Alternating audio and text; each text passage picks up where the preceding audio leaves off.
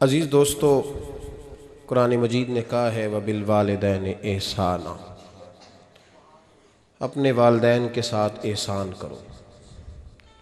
अपने वालिदैन के साथ एहसान वाला, नेकी वाला रवैया इख्तियार करो। इस आया मुक़द्दसा पर बहुत सारे लोगों ने बहुत कुछ कहा है, लेकिन अल्लामा सैयद महमूद आलूसी उंदलसी रहमतुल्लाह अलैह ने फरमाया मोबाइल फ़ोन साइलेंट कर दें। और ये जो वीडियो बनाते थक जाते हैं दोस्त मोबाइल फ़ोन वाले, ये मेरा ख़्याल है वीडियो वाले भाई से ही कोई रब्ता शाब्ता कर लें तो थकावट नहीं होगी, बनी बनाई मिल जाएगी। तस्वीरें इतना ज़्यादा ज़रूरी नहीं जितनी हमने ज़रूरत बना ली है।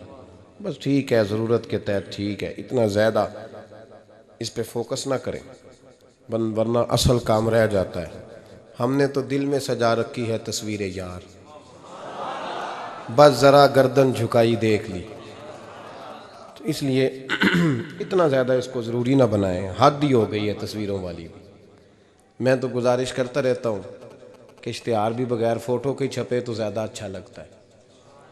और मेरी ये भी राय रहती है कि थोड़ा नाम लिखा जाए, मोहम्मद अजमल कादरी से भी लोगों को पता चल ही जाएगा कौन साहब आ रहे हैं।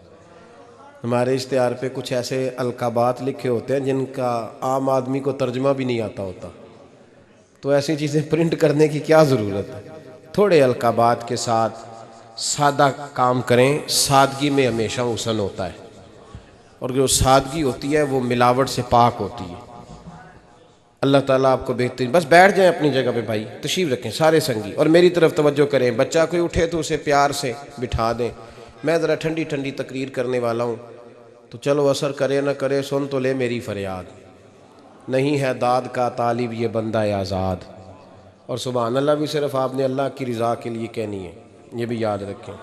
कभी किसी मौलवी, नात खां और किसी की तवज्जो करके सुभान अल्लाह ना कहें, वरना आपको सवाब नहीं होगा। सिर्फ अल्लाह की रज़ा के लिए। और मेरे लिए ये भी काफ़ी है कि आप चुप करके भी सुने तो मुझे उसका भी बड़ा फ़ायदा है। सुनना बहरहाल आपके लिए बेहतर है, उस पर ज़रूर सुने। मैं छोटा आदमी हूँ, लेकिन कुछ बातों से बड़ा परेशान हो जाता हूँ। जब लोग कहते हैं ना जिसका ईमान है वो पढ़े, तो जो बेचारा टेंशन में बैठा है, सोच कहीं और चली गई है, वो बेईमान तो नहीं ना। तो क्यों इस किस्म के जुमले हम बोलते हैं जिनकी शरीयत ही हमें गुंजाइश नहीं देती, इजाज़त नहीं देती कि जिसका ईमान है वो हाथ खड़ा कर ले। तो जिसने ताज़ा बाईपास कराया दिल का, वो हाथ खड़ा करेगा तो मर जाएगा बेचारा, उसको हुक्म है कि वो नीचे रखे। ये जज्बा है, ज़रूर होना चाहिए। हाथ खड़े दिए ही अल्लाह रसूल ने अपने लिए हैं तो होना ज़रूर चाहिए, लेकिन इसको इतना फ़र्ज़ नहीं समझना चाहिए। माहौल में बहुत ज़्यादा। और एक और बड़ा इशू है हमारी महफ़िलों में, वो नोट फेंकने का है। क्या ज़रूरत है, नजराने का ये स्टाइल नहीं, ना ये काम करें। मिलाद की महफ़िल में आके भी गरीब आदमी परेशान रहता है। वो कहता मेरे को दत्थी होंदी तो मैं भी अगे बहिंदा, लिहाजा पीछे बवो लोग के दत्थी जो कोई नहीं। इसलिए मिलाद की महफ़िलों में भी जो 50,000 रुपया देता है उसकी सदारत होती है, इसका कोई मतलब नहीं। ये जो स्टेज है ना जिस पे आप लोग हमें देख रहे हैं, तो मेरे जैसे लोग आ गए हैं तो ख़राबी हुई है, वरना तो ये पीर मेरे अली शाह का स्टेज है, वरना जो मुहद्दिस आज़म मौलाना सरदार अहमद साहब का स्टेज है। इस पे तो जो जिसका दिल आता है वो कहता जा रहा है, कोई पता ही नहीं कोई क्या बोल रहा है और कौन किसका कलाम पढ़ रहा है। कोई उसने तहकीक नहीं कराई कि ये पढ़ने वाला था भी कि नहीं, कोई पता ही नहीं। बड़े बड़े शुअरा, मौलाना हसन रज़ा साहब जैसे लोग नात लिखते थे तो पहले चेक कराते थे कि ठीक है कि नहीं, अब पता ही कोई नहीं। ये बड़ा संजीदा स्टेज है, ये मियाँ शेर मोहम्मद शरकपुरी का स्टेज है, ये हज़रत अमीर मिल्लत का स्टेज है मेरे भाई, ये अल्लामा काज़मी का स्टेज है, और ये मेरे आला हज़रत फाज़ले बरेलवी के मानने वालों का स्टेज है।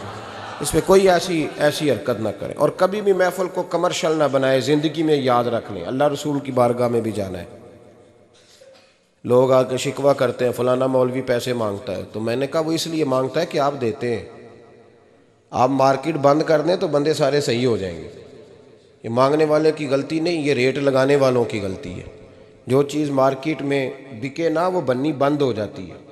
तो क्यों आप लोगों ने ऐसे लोग प्रमोट किए जिन्होंने नात बेची 10,000 की, तिलावत बेची 10,000 की, माज़अल्लाह तकरीर बेची, क्यों ऐसे लोग प्रमोट किए? करो मदह अहले दुवल रज़ा, पड़े इस बला में मेरी बला, मैं गदा हूँ अपने करीम का और मेरा दीन पारा है ना नहीं, और ये याद रख लो ज़िंदगी में, इसकी को थोड़ी और कम कर दें जी, अल्लाह आपको जज़ा दे, बरकत दे। ये भी याद रख लें कि गर्दन को झुका देता है खैरात का पत्थर, जहाँ में मांगने वालों के सर कभी ऊंचे नहीं होते। सर उसी का ऊंचा होता है जो देने का आदी होता है। जो कशकोले तलब दराज करके रखते हैं उनके भी कभी सर ऊंचे हुए हैं। वो किसी ने कहा था, मुझे बाद लोग फ़ोन करते हैं, कहते हैं साहब आपका रेट, तो मैं कहता हूँ तो को दिता ही नहीं जाना। तो क्यों आप ऐसी बात करते हो भाई, हम बड़े कीमती लोग हैं, क्यों हमारा आप रेट लगाते हो। ये शेर सुन लें, ये शेर आपको फ़ायदा देगा, अगर याद हो गया तो बड़ा नफ़ा देगा। ये आरज़ुए करम और मैं आपसे करूं, ये आरज़ुए करम और मैं आपसे करूं, ये भीख उसको दीजिए जिसका खुदा ना हो। तो जिसको बेहिसाब मिल रहा हो उसको क्या ज़रूरत है हाथ फैलाने की। ये भीख उसको दीजिए जिसका, एक तरफ नारा लगता है कौन देता है देने को, दूजे पासों आंदे ने दिया जे 20,000। और जालमा उन पे आंदा से नबी पाक को लेने ने, नजराना कोई तोहफा दे तो लेना सुन्नत है, लेकिन ये जो स्टाइल है ना कि तय करना, और पहले माड़े बंदे दी पहुँच ते महफल भी कोई नहीं रह गई, वो भी आंदा कमेटी निकलेगी तो जलसा करांगे, एडा महंगा जलसा, उसकी पहुँच में तो महफल भी कोई नहीं। गरीब आदमी तो अब तरस गया है नात सुनने को भी, इसलिए कि इसका भी रेट है। बाज आए इस चीज़ से। हमारा आला हज़रत फाज़िल बरेलवी रहमतुल्लाह अलैह तेल लेने चले गए दुकान पे, दुकानदार को बोतल दी तेल वाली, भर के दे दो। उसने भर के दी तो आला हज़रत ने फरमाया कितने पैसे। उसने कहा जी वैसे तो 5 आने की है, आप हमारे आलिम दीन है, आप 3 आने दे दें। आला हज़रत ने पूरे 5 दिए, फरमाया तो पूरे रख, मैं अहमद रज़ा हूँ, मैं अपना इल्म 2 आने का नहीं बेचा करता, तूने मेरा 2 आने रेट लगाया, आप आली मैं तो 2 छोड़ दें। इसलिए संजीदगी पैदा करें यार, कोई ज़रूरी नहीं, कोई सुनता है तो ठीक है, नहीं सुनता तब भी ठीक है। जिनकी पढ़ रहे हो वो तो सुन रहे हैं कि नहीं, ये काफ़ी नहीं कि जिनकी पढ़ रहे हो वो सुन रहे हैं। इसलिए मेहरबानी फरमाएं, इस माहौल को खासा संजीदा करें, इस पर ख़ास मेहनत करें। इसलिए नहीं कह रहा बनाने के लिए, मस्जिद में बैठा हूँ बावुज़ू हूँ, मेरा दिल नहीं मानता जब मैं स्टेज पे आऊँ तो कोई बंदा नारा लगाए। क्यों भाई, कुछ ज़रूरी है? बूढ़ा आदमी बेचारा बीमार बैठा है और इशा का वक़्त का वो आया हुआ है, और नबी पाक सल्लल्लाहु अलैहि वसल्लम ने फरमाया सफ़ेद बालों की इज़्ज़त इसी तरह है जिस तरह तुमने अपने अल्लाह की इज़्ज़त की है। ये बुखारी मुस्लिम की हदीस है। फटाफट खड़े हो जाओ जी, पीर साहब आ गए थे, पीर साहब टाइम ना लाਉਂਦੇ ਆ। क्यों ये काम करते हैं? कुछ भी नहीं होता, जो इज़्ज़त करता है उसका पता होता है दिल से कर रहा है, बैठा रहने दे लोगों को, कोई फ़र्क नहीं। ये बड़ी खूबसूरती पैदा करें, आप माहौल को सही करें, आपके जलसे कई गुना ज़्यादा बड़े हो जाएंगे इंशाअल्लाह ताला। और मेरी आखिरी गुजारिश, तमीदी बात कर रहा हूँ, वो ये है कि महफ़िलों की तरतीब लगाएं। जो कारी साहब ने इशा के फ़ौरन बाद तिलावत की, उन्होंने भी कुरान ही पढ़ा था, वो बेकायदा क्यों थी? फिर जो दोबारा 1.5 घंटे के बाद बाकायदा शुरू हो गई तो वो कुरान पाक नहीं था, कहते उन बाकायदा शुरू होने लगी है। क्या मतलब है इसका? बाकायदा महफ़िल इशा के बाद शुरू करें, टाइम दें, नात खां को वक़्त दें, और दुआ का टाइम लिखें। आप मेरे पास कभी आएँ, हज़ारों का जलसा होता है हमारा, लेकिन हम 1.5 घंटे से ज़्यादा महफ़िल करना मुनासिब ही नहीं समझते। इसलिए कि अगर फजर सवेरे तंग हो जाए तो सारी रात जलसे का मकसद क्या हुआ। और मुख्तसर बात करेंगे खैरुल कलाम मा कल्ला वदल्ला, तो वो बड़ी बेहतरीन रहेगी। संजीदगी लाएँ, ताकि जिस आदमी ने सवेरे काम पे जाना है वो 10 के आवे आके मैं चलना 8 बजे महफ़िल शुरू होनी है तो लो 9:45 में थोड़े कोल होवांगा इंशाअल्लाह, ताकि बाकी का काम भी कर ले।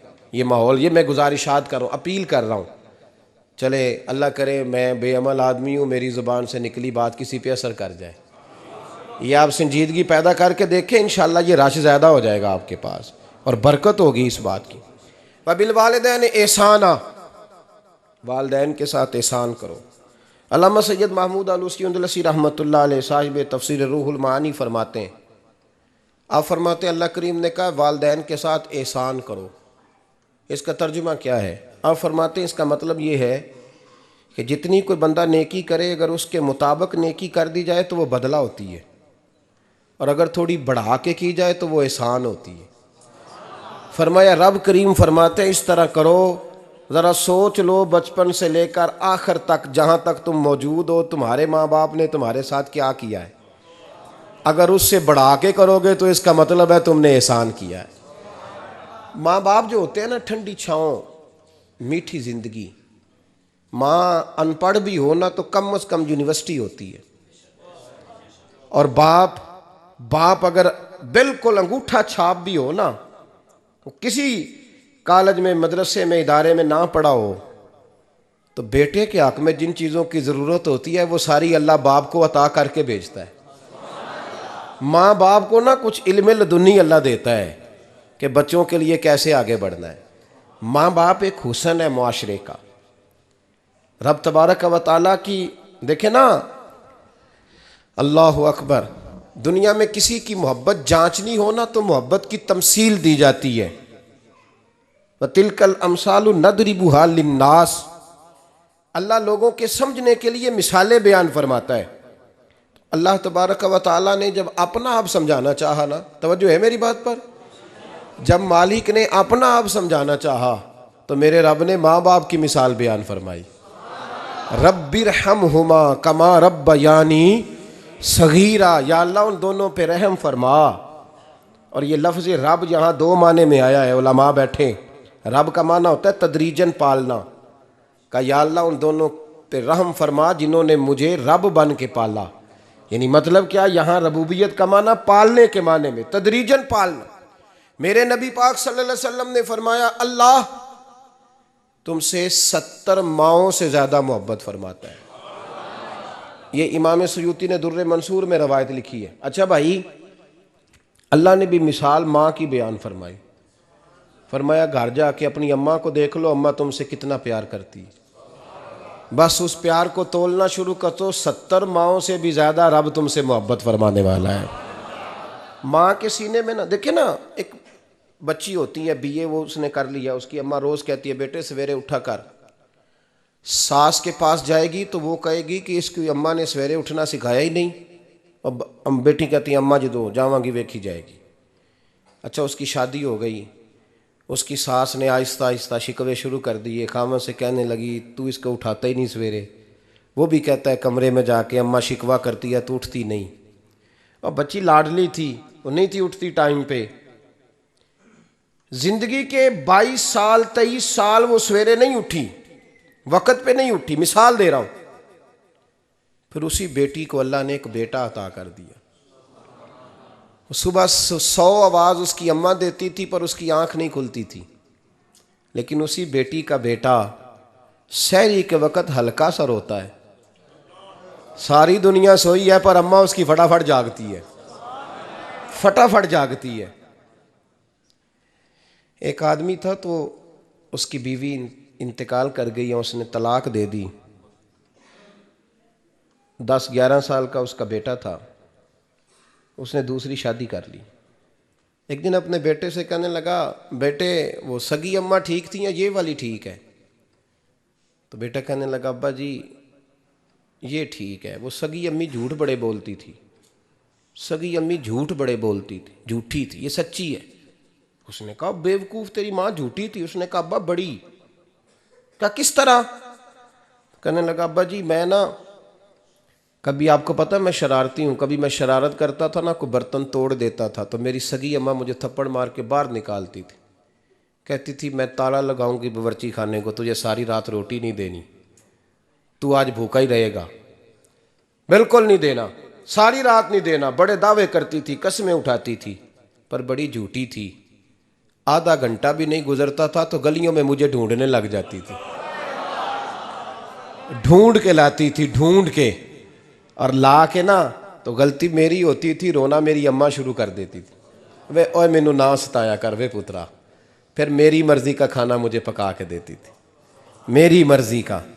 और फिर मेरी अम्मा मुझे तोहफा भी देती थी। अब्बा जी वो झूठी थी, पहले कह रही थी सारी रात नहीं देना, अब आधा घंटा। ये बड़ी सच्ची है, जवाब भाई है। मैं शरारत करता हूँ तो थप्पड़ मार के निकाल देती है, कहती है रोटी नहीं देनी। फिर मैं सारी रात रो के गुजारता हूँ पर नहीं देती। ये सच्ची है, वो झूठी थी। तू माँ के दर्द को क्या समझे? बच्चे तो कहते हैं अम्मा ने हमें कैद कर दिया, अम्मा कहती है मेरी मर्जी से खाओ। और तुझे नहीं पता उसने कैद नहीं किया, वो तुमसे प्यार बड़ा सच्चा करती। और बड़ा सच्चा प्यार करती है तेरे साथ, बड़ा सच्चा। बेटा बर्गर खा के आ जाता है, अम्मा कहती है रोटी खा ले, कहता नहीं आपने बैंगन पकाए हुए हैं मैंने नहीं खाने।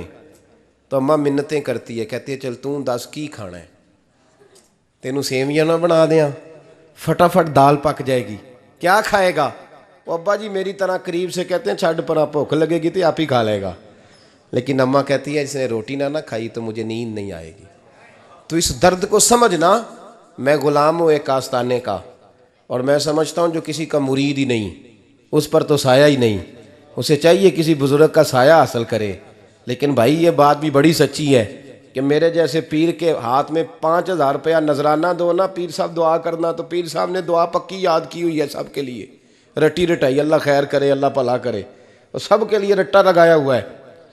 और अम्मा को बेटा वैसे ही कह जाए, वैसे ही अम्मा मैं इंटरव्यू देने जा रहा हूँ ज़रा दुआ करना, वो बीबियाँ मंगा के दुआए तंजीना पढ़ाना शुरू कर देती है, और सारी सारी रात मुसल्ले पे बैठी। इस दर्द को समझना। और भाई बड़ा वेल ड्रेस बेटा होता है, वेल ड्रेस नौजवान, वो 18,000 का जोड़ा पहनता है, 7,000 का जूता खरीदता है, वो कीमती किस्म की घड़ी इस्तेमाल करता है। लेकिन उसी बच्चे के जब अपने बच्चे होते हैं ना, तो बीबी को कहता है ये ले 10,000 रुपया, बच्चों के कपड़े खरीद ले, मेरे सही है अभी कल ही तो खरीदे थे। और बाप, और तू समझा ही नहीं यार, 30 साल बाप ने जवानी सारी सऊदी अरब को दे दी, लेकिन तेरा ख्याल रखा।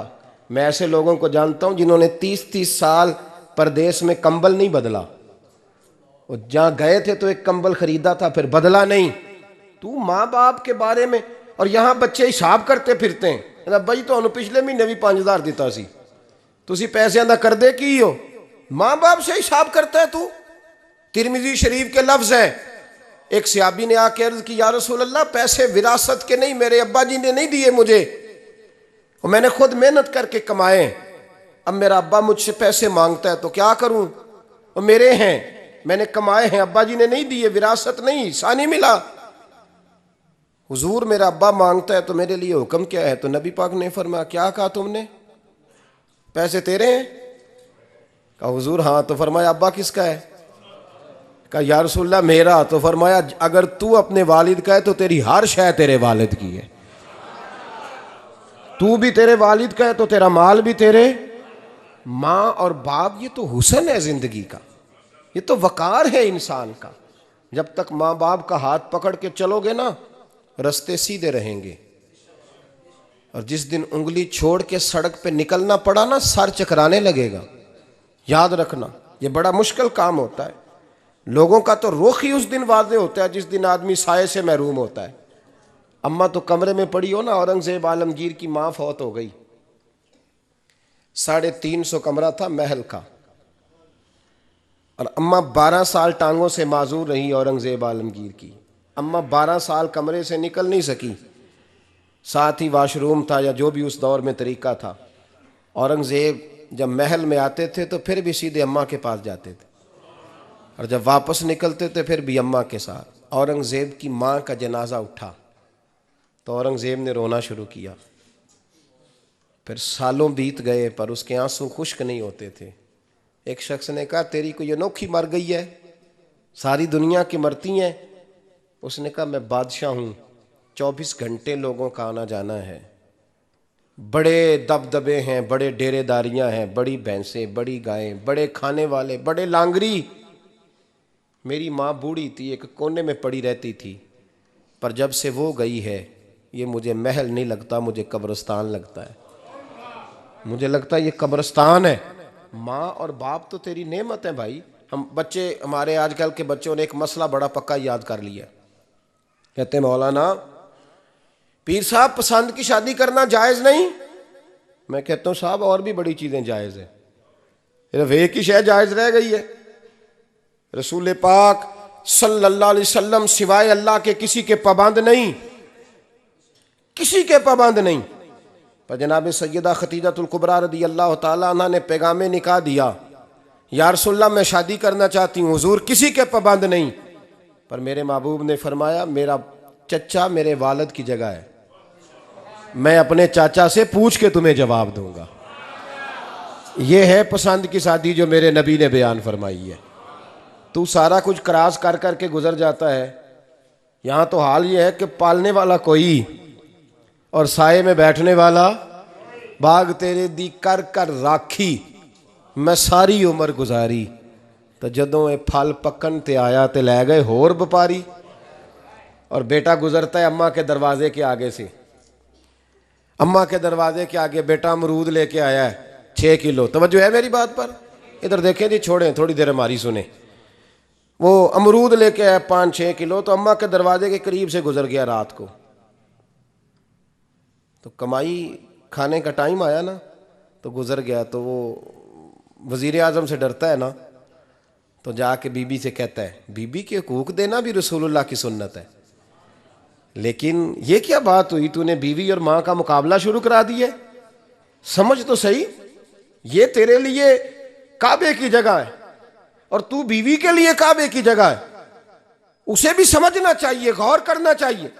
5 किलो अमरूद लेके तो माँ के कमरे के करीब से गुजर गया है। बीबी को जाके कहता है चल आधा किलो अम्मा को भी दे आ, उसके कौन से दांत हैं। तो प्लेट में डाल के वो लाई है। तू समझा ही नहीं, तूने गौर ही नहीं किया। बंदा तो वो ठीक नहीं था, नेपोलियन, पर किसी ने उससे पूछा था बता जिंदगी में पैसे लेने का मज़ा कब आया? उसने कहा कि मुझे मज़ा तब आता था कि मैं अपनी सारी कमाई ला के अपनी अम्मा के हाथ पे रखता था, और फिर जब मैं अपनी माँ से थोड़ा थोड़ा खर्चा लेता था ना, थोड़ा थोड़ा, तवज्जो है मेरी बात पे? अम्मा जी 10 रुपये दे आज। कहते जब मैं थोड़ा थोड़ा खर्चा लेता था ना, तो मुझे यूं लगता था जैसे मैं बादशाह वक्त के सामने खड़ा हूं और वो खजाने का मुंह खोल खोल के मुझे देता जा रहा है। तो इस जायके को समझ तो सही भाई, तो इसको समझ तो सही भाई। याद रखें और गौर करें, माँ और बाप। और फिर ये भी सुन लें, नबी पाक सल्लल्लाहु ताला अलैहि वसल्लम ने माँ बाप के लिए फरमाया हुमा जन्नतुका व नारुक, यही तेरी जन्नत है और यही तेरे लिए जहन्नम है। अगर ये राज़ी हो गए तो तेरे लिए जन्नत है, नाराज़ हो गए तो चाहे तू 100 पीर के मज़ार पे हाज़री दे आ, लेकिन जब तक अब्बा राज़ी नहीं उतनी देर तक अल्लाह राज़ी। ये हदीस पाक है, हुज़ूर ने फरमाया जिसके वालिद राज़ी उसका अल्लाह राज़ी, और जिसका बाप नाराज़ उसका अल्लाह। हाँ बेशक, अब ये हदीस है ना, तो सारे वली एक तरफ बैठ जाएं, कहें या अल्लाह बख्श दे मुरीद को, लेकिन अगर अब्बा कहे या अल्लाह ना माफ़ करना, तो अल्लाह उन औलिया की नहीं मानता, वालिद की मानता है। इसलिए बुल्ले शाह आसमानी उड्दियाँ पढ़ना है, जेड़ा घर बैठा उन्होंने पढ़िया ही नहीं। भाई याद रखो, माँ बाप से प्यार करो, इनकी खिदमत करो, इनके पास बैठा करो, और माँ बाप को टाइम दें, वक़्त दें, चंद घड़ियाँ उनके पास बैठें। आप यकीन करें, अब्बा जी से आप मशवरा कर लें, सिर्फ मशवरा, मर्जी बेशक अपनी करें, लेकिन उस मशवरे में आपको इतना साया मिलेगा कि ज़िंदगी में कभी नाकामी नहीं होगी। पर असी सज्जन दी मननी, अब्बे दी नहीं मननी। तो फटे पे जो नलायक हमारी तरह का बैठा है उससे मशवरा लेना है, वालिद से नहीं लेना। बाप के पास बैठें, उससे मशवरा लें। मेरे अब्बा जी किसान थे। मैंने अपनी ज़िंदगी में ढेरों चीज़ें अपने बाप से सीखी हैं, दर्जनों चीज़ें सीखी हैं। मेरे वालिद बड़े खुददार थे, मिजाज में अजीब सी खुददारी थी। कोई बंदा कभी हाल पूछ लेता था ना कि हालात किस तरह के हैं, तो फरमाते थे भाई अगर बताना हुआ तो अपने अल्लाह को बताऊंगा। अल्हम्दुलिल्लाह बड़ा फजल है, मैंने उनके हाथों पे हमेशा छाले देखे, हमेशा छाले, लेकिन उनका हाथ कभी किसी दुनियादार के सामने फैलता हुआ नहीं देखा। लोग मुझे कहते हैं आप किस पीर साहब के साहबजादे हैं, तो मैं कहता हूँ मैं उस पीर का साहबजादा हूँ जिसने मेहनत करके हलाल की कमाई खाई सारी ज़िंदगी। ये लोग पीर नहीं होते, ये मुर्शिद नहीं होते, और मैंने दर्जनों चीज़ें सीखी उनसे। तो सीखने तो बैठ, तुझे हज़ारों चीज़ें मिलेंगी। भाई अपनी ज़िंदगी में माँ बाप की तरफ देखो, सबसे ज़रूरी काम है इन्हें वक़्त दो। अम्मा के ओ भाई बड़ा मुश्किल है दुनियादारों से तारीफ़ कराना, तो अम्मा दे कोल ते एवं 2 मिनट राती बईए ना आखी अम्मा पैर कटे ना रजाई चो तेरे घुट छड़ा, तो अम्मा कहती जा मेरा पुत्र थके आया है तू सो जाके। मैं कदों काम लगी सा, मैं कदों हलवान डई सा, जा सो जा जाके। बस ये कार्रवाई है। तूने 2 मिनट के लिए कह दिया, सवेरे पूरे मोहल्ले में तेरी अम्मा कहेगी अल्लाह मेरे पुत्र वर्गा पुत्र सारिਆਂ ਨੂੰ दे। राती आउंदा है तो मैनू घुट के सौंदा है, अल्लाह घुटिया कोई नहीं सोया भी कार्रवाई पाई सू, लेकिन वो सबको बताती है। तो भाई इतनी कीमती चीज़ और तू छोड़ के मैं कभी जलसे से देर से आता था ना, अब तो जाता नहीं ज़्यादा जगहों पे। कोशिश करता हूँ कि चलो माहौल के मुताबिक, थोड़ा खुश्क आदमी हूँ तो हर जगह सेट नहीं हो पाता, इसलिए कम जाता हूँ। तो कभी रात को आते थे ना देर से, मेरी अम्मा जी शुगर की मरीज़ थी, तो मैं छोटे भाई को फ़ोन करता था कि अम्मा जी सो गए, कहते सो गए। तो मैं कहता था कि तू ना इस तरह कर, नीचे आ जा, 2 बज गए हैं, वो शुगर की मरीज़ है, आँख खुल जाए ना तो दोबारा लगती नहीं बुज़ुर्गों की, तो तू दरवाज़ा खोल दे, अंदर दस्तक दी तो दिक्कत होगी। तो मैं जूते उतार के अंदर दाखिल होता था, तो पहला कदम रखता था तो मेरी अम्मा बोल पड़ती थी पुत्र आ गए, आ गए। ओ भाई तू इस दर्द को समझना, कोई तुझे मिलेगा, कोई मिलेगा तुझे ऐसा। अब मैं दूर दराज भी चला जाता हूँ, उनकी ज़िंदगी में नहीं जा पाया, कहते नहीं हमने नहीं जाना, घर में रहना है। इस कैफ को समझ ले, इस दौलत के करीब हो जा। हज़रत अबू हुरैरा रदी अल्लाह ताला अन्हु फरमाते हैं मेरी अम्मा बूढ़ी थी, मैं उनकी खिदमत करता था। बाप की खिदमत और माँ की खिदमत सब के हिस्से में नहीं आती, ये रब जिसे महबूब रखता है उसे ये मौके अता करता है। खुश नसीब है जिसे बूढ़ा बाप मिले और वो नौकरी करे, खुश किस्मत है जिसको बीमार माँ मिले और वो नौकरी करे। हज़रत अबू हुरैरा फरमाते मेरी अम्मा बूढ़ी थी, तो उनका मैदा कमज़ोर हो गया था, तो मैं उठा के पखाना पेशाब करता था तो कई दफ़ा मेरे ऊपर कर देती थी। ये हज़रत इब्न जौज़ी अलैहिर्रहमा ने इसको लिखा है। फरमाते हैं मेरे दिल में ख्याल आता था कि मैं बड़ा खिदमत गुजार हूँ अपनी माँ का। एक दिन मैं हज़रत उमर के पास बैठा था उनके दौरे खिलाफत में, तो एक शख्स आ गया। उस शख्स ने आकर के कहा कि हज़रत उमर से हुजूर एक मसला पूछना है। फरमाया पूछो। वो कहने लगा हुजूर मेरी अम्मा बूढ़ी हो गई है, बीमार रहती है, मरीज़ा है, मुझे आवाज़ देती है बेटे पेशाब आया है, आवाज़ देती है, तो मैं अम्मा को उठाता हूँ, अभी मैं बैतुल खिला तक वाशरूम तक जाता नहीं कि मेरी अम्मा मेरे ऊपर पेशाब कर देती है। हज़रत उमर से कहने लगा हुजूर बचपन में मैं अम्मा पे पेशाब करता था, अब अम्मा मेरे ऊपर कर देती है, तो हक अदा हो गया ना। हज़रत अबू हुरैरा कहते हैं जब उसने सवाल पूछा तो मेरे भी कान खड़े हो गए। मैंने कहा ये तो मेरे वाला मसला पूछ रहा है, मेरे वाला मसला पूछ रहा है। मेरे पास एक दोस्त जुमा पढ़ने आते हैं बड़ी दूर से, मुझे कहने लगे हज़रत साहब जदों भी मैं आउना ना तुसी मेरी ही गल छेड़ देंदे हो, वो जो बात होती है ना बिल्कुल मेरी होती है। मैंने कहा नहीं यार जो मैं कर रहा होता हूँ वो मेरी भी होती है, वो सारे मुआशरे की होती है। हमें लगता है कि मेरी हो रही है, हालांकि वो बात हमारी सबकी मुश्तरका होती है। सुन ले और याद रख लें। हज़रत अबू हुरैरा फरमाते मेरे कान खड़े हो गए। मैंने कहा इसने तो मेरी बात पूछनी शुरू कर दी। हज़रत फ़ारूक आज़म से कहने लगा हुजूर बचपन में मैं अम्मा पे पेशाब करता था, वो मेरे ऊपर कर देती है, तो हक अदा हो गया। हज़रत उमर कहने लगे नहीं कोई नहीं हुआ। उसने कहा हुजूर मुझे समझाएं, वो सारे काम जो मैं अम्मा के साथ करता था अम्मा मेरे साथ करती है, तो क्यों नहीं हुआ। हज़रत उमर कहने लगे भाई पेशाब तो तू भी अम्मा पे करता था और अम्मा भी तेरे ऊपर करती है, पर तेरी और तेरी माँ की सोच में बड़ा फ़र्क है। उसने कहा हुजूर किस तरह, तो क्या जवाब है सैयदना फ़ारूक आज़म का, लौ काना नबिय्यम बाद लकाना उमर इब्न खत्ताब। क्या जवाब है। हज़रत उमर फरमाने लगे तेरी और तेरी माँ की सोच में बड़ा फ़र्क है। कहा हुजूर किस तरह।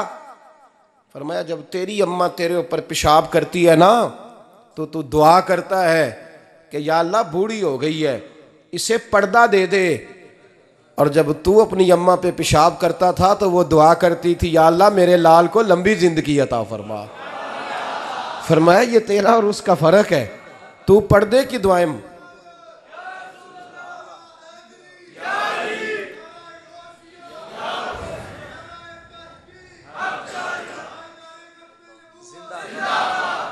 सुने अजीजों, कहा जब तेरी और तेरी माँ की सोच में, और नबी पाक सल्लल्लाहु अलैहि वसल्लम ने फरमाया है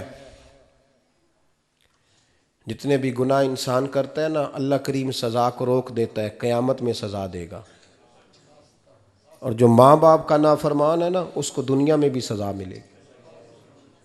जो माँ बाप का नाफरमान है उसे दुनिया में भी, आप यकीन करें, बच्चे थोड़ा सा पढ़ जाते हैं बेचारे, तो माँ बाप से कहते हैं अब्बा जी तुसी पुराने दौर दे हो, तुहानू की पता होवे।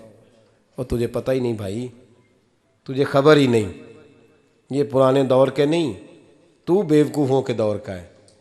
तू समझ ये कोई तालीम है? अकबर अलाहाबादी ने कहा था, हम ऐसी लाखों किताबें काबिल ज़ब्ती समझते हैं, ज़ब्त करने को दिल करता है। हम ऐसी लाखों किताबें काबिल ज़ब्ती समझते हैं, जिनको पढ़ के बेटे बाप को खबती समझते हैं। बात है करने वाली, माँ और बाप इतना बड़ा दर्जा है। और भाई सुन लो, और इस बात को याद रखना, दुनिया में सियाबी होने से बड़ी विलायत कोई नहीं। सारे वली गौस कुतुब अब्दाल मिलके भी सियाबी के कदमों की खाक तक को नहीं पहुंच सकते। लेकिन हजरत अवैसे करनी सियाबी नहीं बन सके, सिर्फ अपनी अम्मा की वजह से पीछे रहे। महबूब ने फरमाया तू वहां रह के माँ की नौकरी कर, तेरा नबी तुझसे राजी है। इतना बड़ा काम उन्होंने छोड़ दिया, हुजूर की ज़ाहिरी ज़ियारत नहीं कर पाए। और तू कहता है मैं फलाने पीर साहब के आस्थाने पे होता हूँ, अम्मा बड़े भाई के पास होती है, मैं जाता हूँ तंजीमों के साथ, जमातों के साथ, और अम्मा फलाने के साथ। ये कैसी बात हुई? ये किस तरह का मसला हुआ? जो तेरी ड्यूटी है उस ड्यूटी को पहले अदा कर, नौकरी को पहले कर, फराइज का अदायगी पहले कर। तू फर्ज छोड़ के नफल के पीछे जा रहा है, इस काम को पहले सर अंजाम दे। मेरे नबी पाक सल्लल्लाहु अलैहि वसल्लम ने फरमाया वालदैन के नाफरमान को दुनिया में सज़ा मिलती। हज़रत मालिक बिन दिनार रहमतुल्लाह ताला अलैह फरमाते मुझे अल्लाह ने 60 हज करने की तौफीक अता फरमाई। कितने? बोल के बताएं। जिस बंदे के पास इतने पैसे हों कि हज पे जा सके, आ सके, और जितने दिन रहना है घर वालों को खर्चा दे सके, उस पर हज करना फ़र्ज़ है। पता है आपको? उस पर हज करना, इसलिए बयान कर रहा हूँ कि हज की दरख्वास्तें जा रही हैं। हम पता क्या कहते हैं? हम कहते हैं बच्चे बड़े होंगे, शादी करूँगा, फिर जाऊँगा। ये किसने फतवा दिया है? ये किससे आपने पूछा है? वो जब बड़े होंगे उनकी शादी की चीज़ उस वक़्त आप पे फ़र्ज़ होगी। अभी जो फ़र्ज़ है उसको अदा करें। और ये तिरमिज़ी शरीफ की हदीस है, याद रख लें। नबी पाक सल्लल्लाहु अलैहि वसल्लम ने फरमाया जिस पर हज फ़र्ज़ था उसने किया नहीं, बगैर हज किए मर गया, या यहूदी होके मरेगा या ईसाई होके मरेगा। इतना बड़ा हुक्म है हज के हवाले से, लेकिन लोग इंतज़ार करते रहते हैं पता नहीं किस चीज़ का। जब आपको अल्लाह मौका दे, हिम्मत दे, तो पहली फुर्सत में ये फरीज़ा अदा करें, ये ज़रूरी काम है। हज़रत मालिक बिन दिनार फरमाते मैंने 60 हज किए। एक हज के मौके पर मैंने बड़ा रश देखा, लाखों का इज्तिमा हुआ। मेरी बातों की समझ तो आ रही है ना आप दोस्तों? जो नहीं बोल रहे उन्हें भी आ रही है ना? अल्लाह जज़ा दे। कहते हैं लाखों का मजमा था, तो मेरे दिल में ख्याल आया, मैंने कहा अल्लाह इतने लोग आए हैं, इनका हज कबूल भी हुआ है कि नहीं? फरमाते हैं मैं सोच रहा था तो रात को ना ख्वाब में मैंने किसी कहने वाले को कहते हुए सुना कि सब का कबूल हो गया है। बल्ख का रहने वाला मोहम्मद बिन हारून बल्खी है, उसका हज कबूल नहीं हुआ। फरमाते हैं शहरों के अलग-अलग खैमे लगते थे। अब भी आप हज करने जाएं तो पाकिस्तानियों की रिहाइशें अलग होती हैं, इंडियन की अलग, बांग्लादेश के अलग, मिस्री, यमनी, सब लोग अलग-अलग रिहाइशें होती हैं, झंडे लगे होते हैं मुल्कों के। कहते हैं मैंने सवेरे उठ के ढूंढना शुरू कर दिया। ढूंढता हूँ, वो बंदा मिले। कहते हैं जहाँ बल्ख शहर के लोग रहते थे वहाँ चला गया। तो मैंने लोगों से पूछा तुम में मोहम्मद बिन हारून बल्खी कौन है? लोग कहने लगे वो तो बड़ा नेक आदमी है, परहेजगार है, बड़े भोले भाले, बड़े अल्लाह वाले, रियाज आपको बस हम ही जानते हैं, वो तो बड़ा नेक है, परहेजगार आदमी। कहते मैंने कहा अच्छा कहाँ है? उन्होंने कहा पहाड़ के पीछे उसने खैमा लगाया हुआ है, सारी रात इबादत करता है, सारा दिन रोज़ा रखता है, कायमुल लैल है, साइमुद दहर है। क्या बात? फरमाते मैं उन लोगों की बात सुन के हैरान हो गया कि मुझे क्या बताया गया, ये क्या कह रहे हैं। फरमाते मैं पहाड़ के पीछे गया, हज़रत मालिक बिन दिनार अलैहिर्रहमा फरमाते हैं, जब मैं वहाँ पहुँचा तो मैंने उस शख्स को मुसल्ले पे बैठे देखा। कसरत इबादत के आसार उसके वजूद पर नज़र आ रहे थे। सीधा बाजू उसका कटा हुआ था। फरमाते 2 रकते मुकम्मल करके ना मैंने उससे अस्सलामु अलैकुम कहा तो मुझे कहने लगा वालेकुम अस्सलाम, आप मालिक बिन दिनार हैं? मैंने कहा बड़ी इसकी फिरासत है। फरमाते फिर उसने ठंडी सांस ली, कहने लगा आपको ख्वाब आई होगी कि मेरा हज कबूल नहीं हुआ। फरमाते हैं मुझ पर और बिजली गिरी कि क्या कह रहा। फरमाते मैंने कहा यार लोग भी तेरी तारीफ कर रहे हैं और तेरी बसीरत भी बड़ी है, तो ये माजरा क्या है? कहने लगा आप ना पूछें। ये कह के उसने रोना शुरू किया, देर तक रोता रहा। मैंने कहा नहीं यार तू बता। कहने लगा नहीं आप ना पूछें, आप नाराज़ होंगे। मैंने कहा मैं नहीं होता, तू बोल ना। कहने लगा हुजूर 24 साल हो गए मुझे हज करते हुए, 24वां हज है मेरा, और हर साल कोई अल्लाह का वली आके बताता है कि जा चला जा तेरा कोई नहीं कबूल हुआ। बेपरवाही वेख सज्जन दी, जिथे किसे दी पेश ना जावे, उन्हें ताजा वाले दर दर रोले ते मंगतियां तख्त बिठावे। आजम किसे नू घर आ मिलदा ही कोई काबे खाली आवे। कहते हैं उसने मुझे कहा हुजूर 24वां हज है, हर साल कोई बताता है। मैंने कहा तेरी गलती। कहने लगा मैं अपनी माँ का नाफरमान। मैंने कहा वाक़या क्या हुआ? कहने लगा हज़रत अल्लाह ने मुझे दौलत दी, माल दिया, ज़मीनें दी, तो मैं अय्याश हो गया। आप यकीन करें अल्लाह लोगों को माल देता है तो वो समझते हैं मेरी चालाकी से आया है, मैं तेज़ बड़ा था इसलिए आया है, नाफरमान होते हैं। लेकिन जो रब लेना जानता है देना जानता है वो लेना भी। वारस शाह मान करी ना वारसा दा, रब बेवारसा करके मार दई। लोग बड़े स्मार्ट बन जाते हैं, उनकी गुफ्तगू में बड़ा तकब्बुर होता है, उनके निगाहों के अंदाज में बड़े, वो कहते हैं ओहो सब लोग बेवकूफ़ हैं सिर्फ मैं सियाना हूँ, काम जो सही चल रहा है। ओ भाई 1 मिनट लगता है इंसान को बादशाह से फ़कीर होने में। एक इमाम मालिक रहमतुल्लाह अलैह बैठे थे तो हारून रशीद आपसे कहने लगा इमाम अबू मालिक से, हज़रत बताएं इस वक्त अल्लाह क्या कर रहा है? आप फरमाने लगे यार तू बड़े मोटे दिमाग का है, किस तरह के सवाल पूछता है? बादशाह था ना, कहा नहीं आप बताएं। तो इमाम मालिक फरमाने लगे तू तख्त पे बैठ के सवाल पूछता रहता है और मैं नीचे बैठ के जवाब देता रहता हूँ, नीचे आ फिर बताता हूँ। उसने कहा जनाब बताएं। फरमाने लगे तू सवाली है ना, तो तू नीचे बैठ और मैं ऊपर बैठता हूँ। क्या जनाब आ जाए। हारून रशीद नीचे आ गया, इमाम मालिक तख्त पे बैठ गए। फरमाने लगे अब बता क्या पूछ रहा था? कहने लगा हुजूर पूछा था अल्लाह इस वक्त क्या कर रहा है? फरमाने लगे रब इस वक्त तुझे समझा रहा है कि इस तख्त पे तकब्बुर ना करना, 1 मिनट लगता है मैं तुझे उठा के मालिक को बिठा दिया करता हूँ, ये तुझे समझा रहा है, लिहाजा इस समझ पे कायम रहना, तकब्बुर ना करना, 1 ही तो मिनट लगता है, ये तुझे समझा रहा है। तो वो शख्स कहने लगा मोहम्मद बिन हारून बल्खी इमाम मालिक बिन दिनार से कि हुजूर बड़ी दौलत थी तो मैं अय्याश हो गया था। रमज़ान का महीना था, अम्मा तंदूर में रोटियां लगा रही थी, मैं शराब पी के घर आ गया। हमारे यहाँ ये भी फैशन है ना, अब मेहंदी वाले दिन चौधरी साहब के डेरे पे जवान शराब पीते हैं तो पूछते हैं हाजी साहब आप तो हाजी भी हैं, तो डेरे पे मुंडे क्या करते रहे? कहते मैं डेरे तो था मैनू नहीं पता, वो कार लगे सन। हाजी साहब आपको सारा पता है और अल्लाह आपसे पूछ लेगा। यहाँ तो कोई आदमी चुप कर जाएगा आपके किलों की वजह से, लेकिन अर्श के मालिक को भी तो जवाब देना है कि नहीं? क्या तरीका है? देखे ना, कुल वाले दिन महफल और मेहंदी वाले दिन अल्लाह से सिर्फ दुखों का रिश्ता है, रसूलुल्लाह से सिर्फ गमों का रिश्ता है।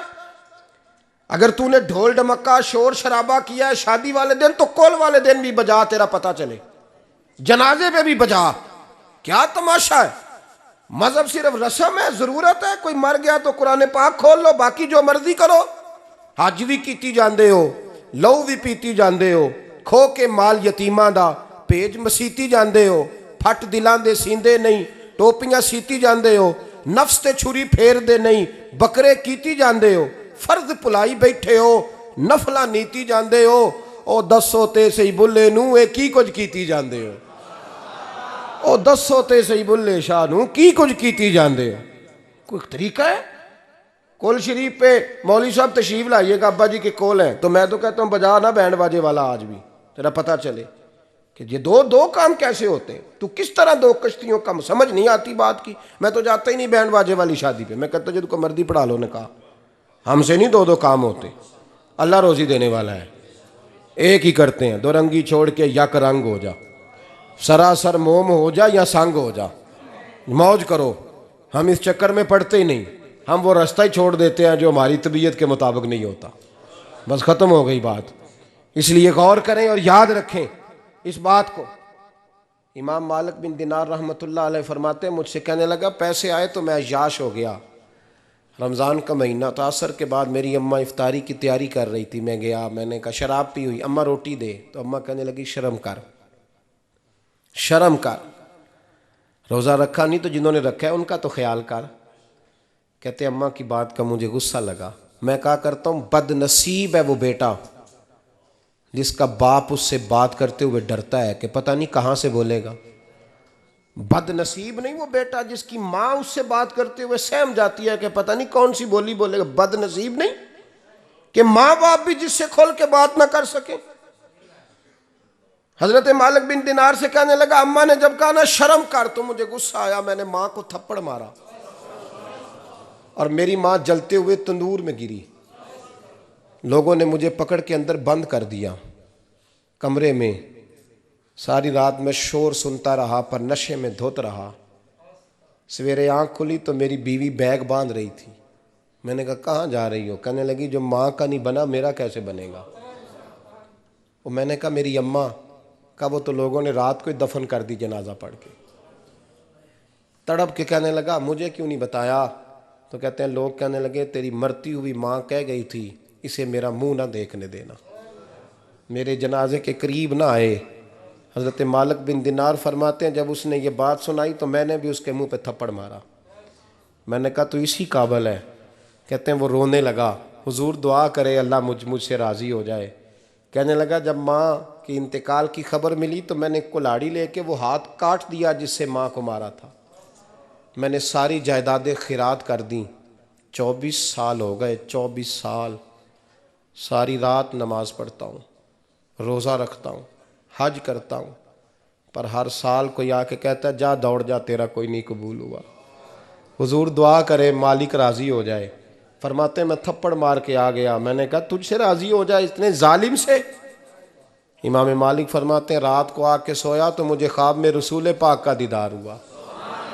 तो नबी पाक अलैहिस्सलाम ने फरमाया मालिक तू उसे मायूस क्यों कर आया है?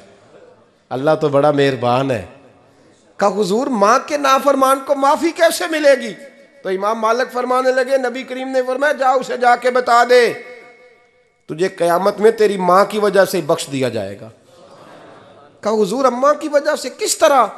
तो महबूब फरमाने लगे इसकी माँ क़यामत में इसके खिलाफ मुकदमा दायर करेगी रब करीम की अदालत में। ए अल्लाह मैंने 9 माह पेट में रखा, दर्द सह के इसे जना, जिगर का खून पिला के पाला और इसी ने मुझे कत्ल किया।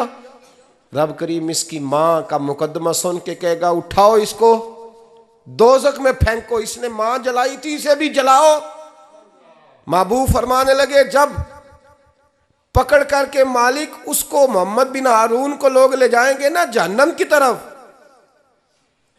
अभी फरिश्ते घसीटेंगे ही तो पलट के फिर अम्मा की तरफ देखेगा और दूसरी दफ़ा फिर घसीटेंगे तो पलट के देखेगा और तीसरी दफ़ा फिर पलट के कहेगा अम्मा ये मुझे जलाने लगे, अम्मा ये जहन्नम में फेंकने लगे।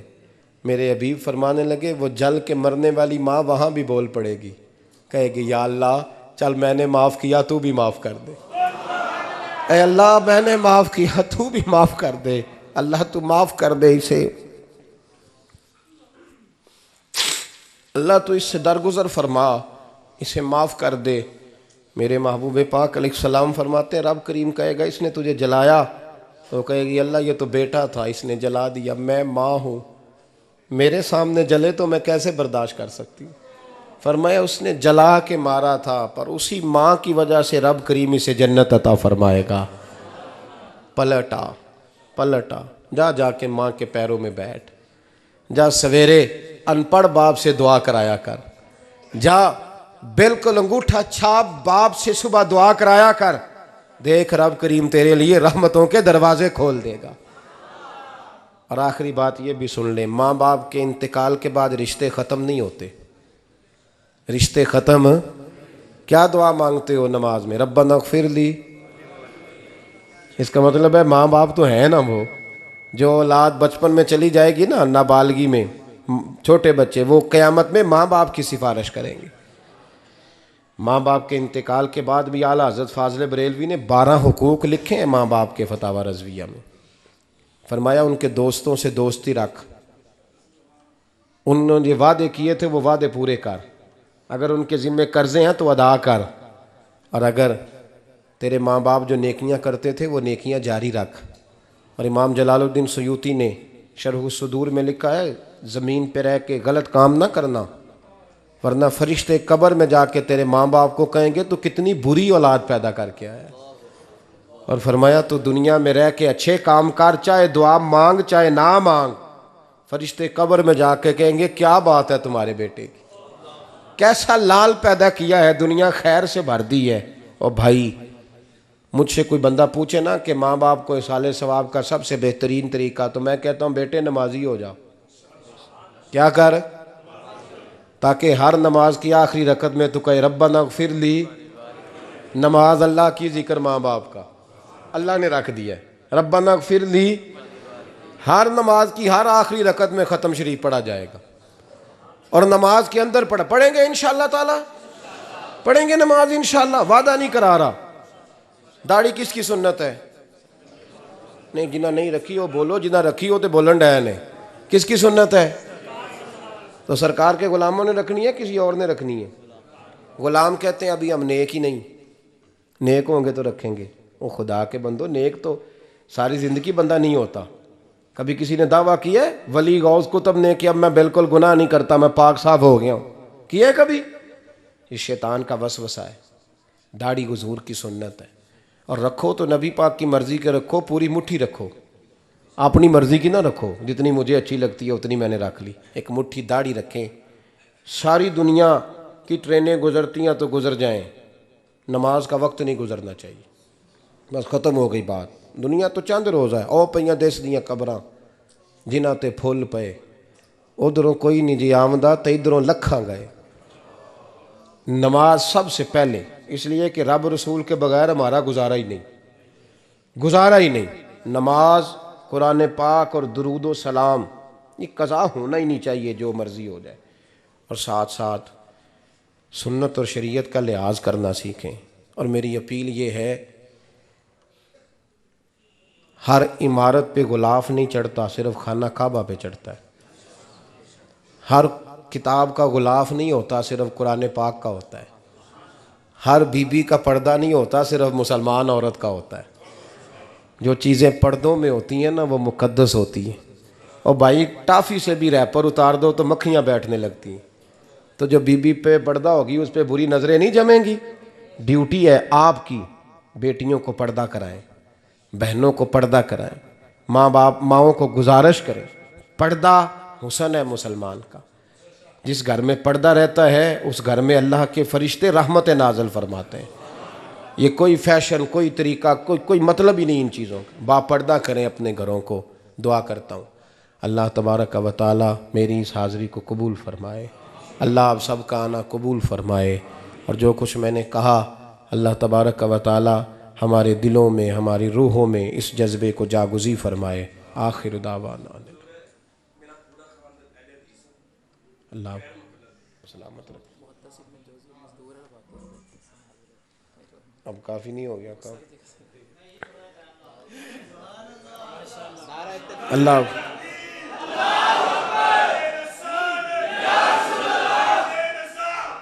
इंशाअल्लाह जारी रहेगा।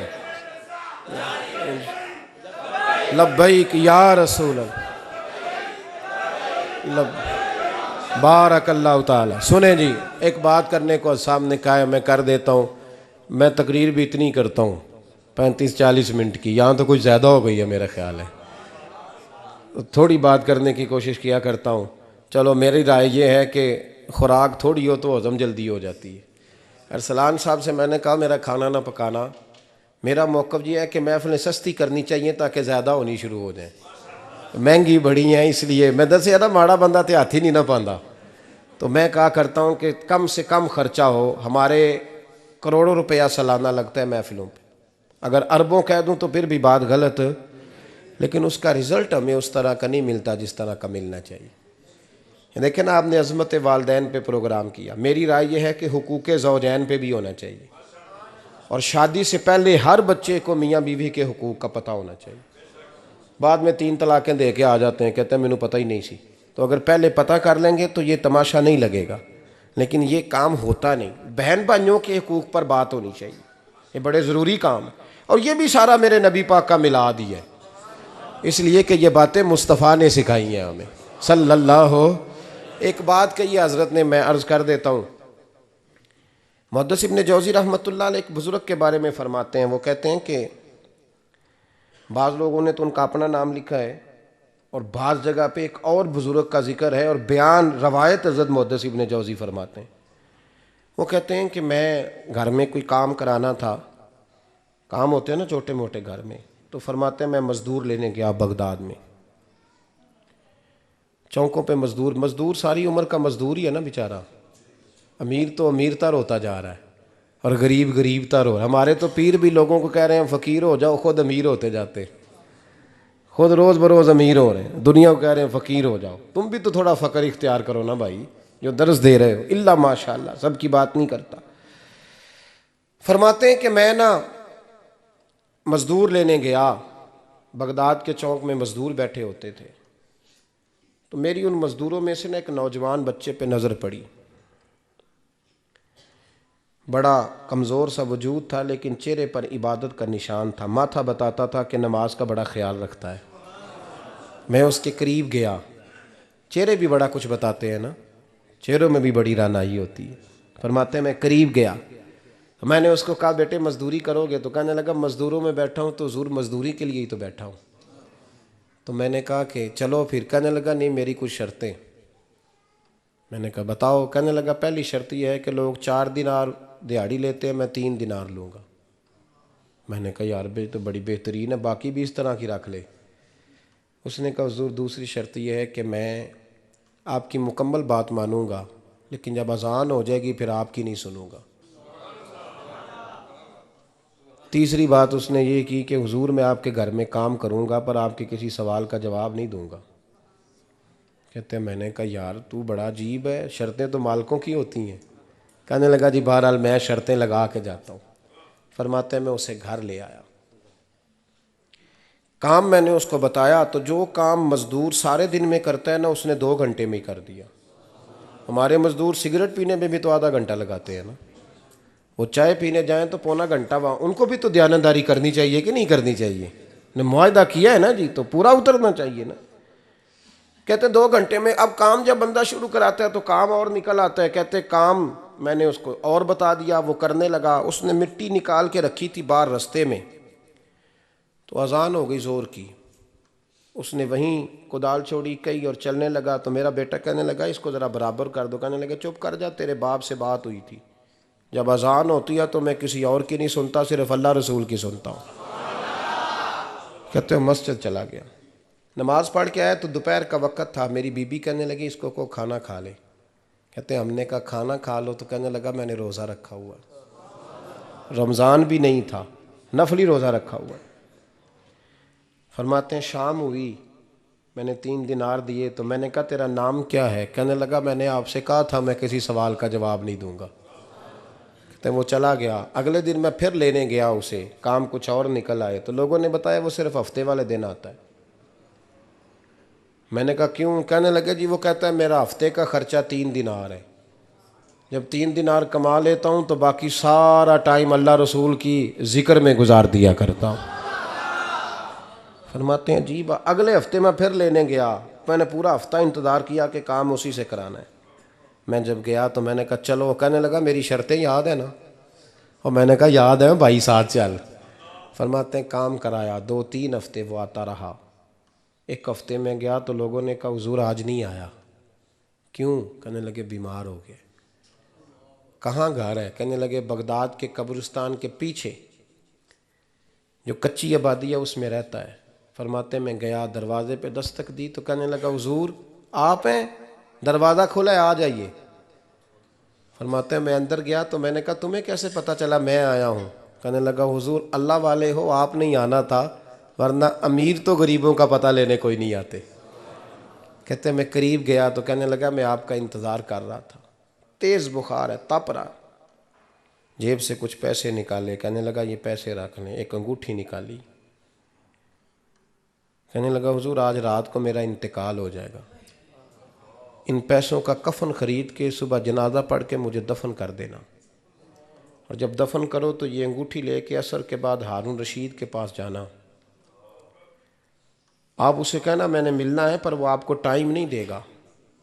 आप उसको आवाज़ दीजिएगा कि तेरी एक अमानत है मेरे पास, फिर वो आपसे मिलेगा तो अंगूठी दे दें, फिर आप मेरी तरफ से फारिग हैं। हज़रत फरमाने लगे तेरा नाम? और कहने लगा हुजूर वक़्त थोड़ा है,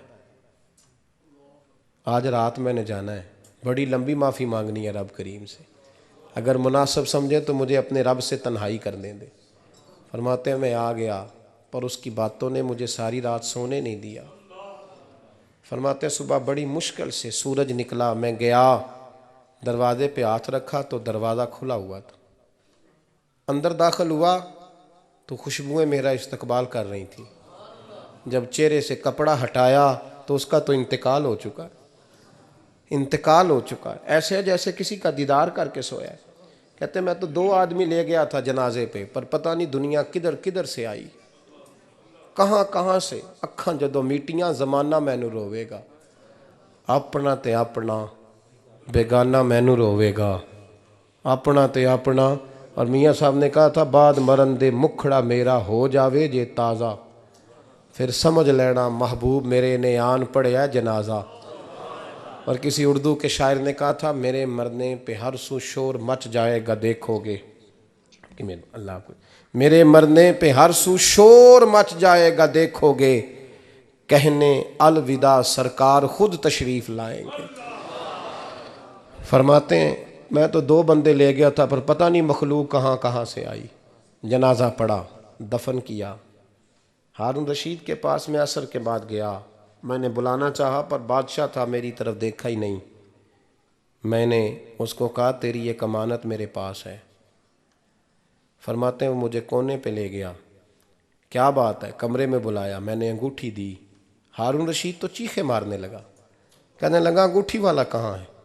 मैंने कहा वो तो इंतकाल कर गया। कहने लगा मुझे कब्र पे ले चल। कहते मैं कब्र पे लाया तो वो लेट गया, तड़प के रोने लगा। मैंने कहा मेरा कलेजा फट जाएगा, ना उसने कुछ बताया ना तूने बताया, ये कौन था? तो हारून रशीद कहने लगा ये मेरा बेटा था। मैंने कहा तेरा बेटा और मजदूर? कहने लगा हुजूर ये हजरत दाऊद ताई के पास बैठा करता था, उनका मुरीद था, मुझे रोज कहता था अब्बा तूने बड़ी दुनिया इकट्ठी कर ली है, मरते वक्त तुझसे टांगे समेटी नहीं जाएंगी, इतना हिसाब नहीं तू दे सकेगा। मैं इसको समझा देता, इसकी अम्मा समझा देती।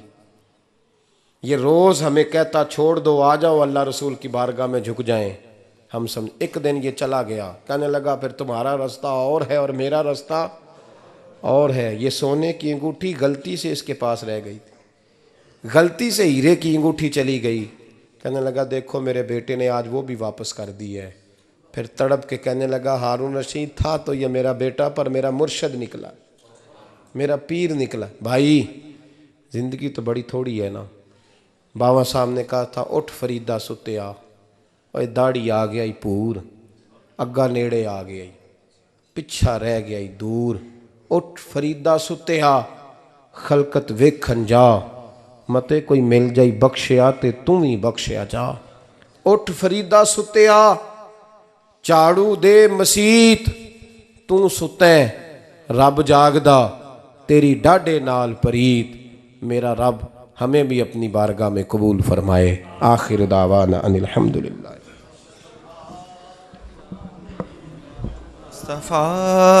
जिसकी रंगत से बे रंगे गए, जिसकी रंगत से बेरंगे रंगे गए, उस चमक वाले रंगत पे लाखों सलाम। मुस्तफ़ा जाने रहमत पे लाखों सलाम। शमाए बज़ में हिदायत पे लाखों सलाम। गौसे आज़म इमाम तो कावनों का, गौसे आज़म इमाम तो कावनों का, जलवाए शान कुदरत पे लाखों सलाम। जिनका मिंबर बनी गर्दने औलिया, जिनका मिंबर बनी गर्दने औलिया, उस कदम की करामत पे लाखों सलाम। मुस्तफ़ा जाने रहमत पे लाखों सलाम। शमाए बज़ में हिदायत पे लाखों।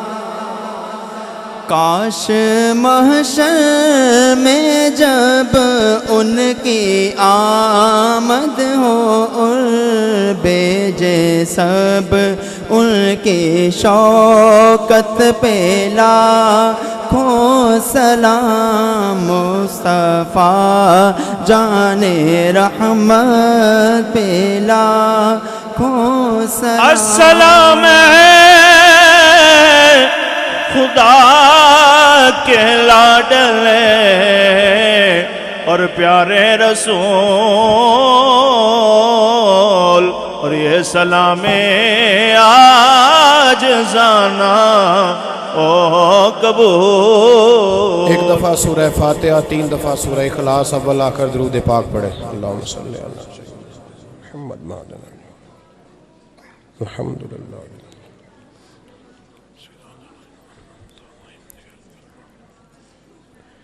अल्लाहु अहद।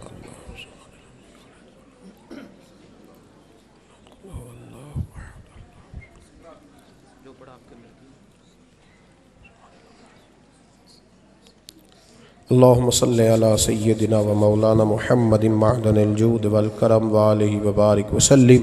रब्बना आतिना फिद दुनिया हसनतम व फिल आखिरति हसनतम व क़िना अज़ाबन्नार।